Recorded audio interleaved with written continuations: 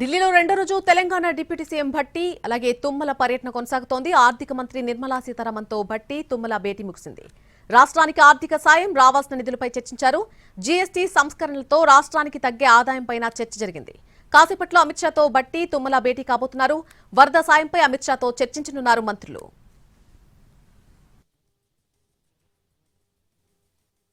రాష్ట్రంలో జరిగినటువంటి వరద వల్ల జరిగిన నష్టం వాటన్నిటిని కూడా అంచనా వేసి ఆ లెక్కలతో సహా ఈరోజు డిజాస్టర్ మేనేజ్మెంట్ నుంచి కావాల్సినటువంటి సమాచారంతో సాయంత్రం పూట మన అమిత్ షా గారిని కలవబోతా ఉన్నాం. అట్లాగే ఇప్పుడు ఆర్థిక శాఖ మంత్రులు శ్రీమతి నిర్మలా సీతారామన్ గారిని కూడా కలిశాం.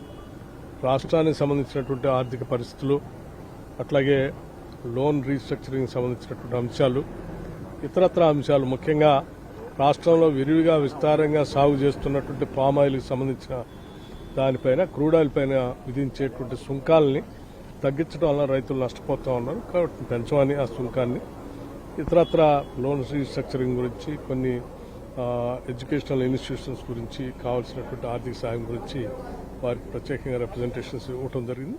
వారు సానుకూలంగా స్పందించారు. సంవత్సరంలో కూడా వరదలు వచ్చినప్పుడు మంత్రులు వచ్చారు, కేంద్ర మంత్రి గారు కూడా వచ్చారు, నష్టాన్ని చూశారు. కమిటీ కూడా వచ్చింది, దాన్ని కూడా ఎస్టిమేట్ వేసి ఇంత ఇవ్వాలని చెప్పారు.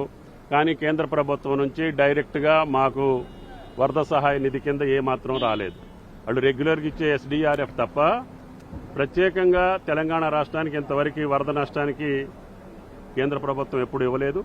ఈసారి పెద్ద ఎత్తున 50 సెంటీమీటర్లు, ఎప్పుడు కూడా చరిత్రలో 100 సంవత్సరాల చరిత్రలో 50 సెంటీమీటర్లు ఒకే రోజు కురిసినటువంటి సందర్భం లేదు. కాబట్టి రహదారులు కానీ, పంటలు కానీ, ఆస్తులు కానీ పెద్ద ఎత్తున నష్టపోయినాయి.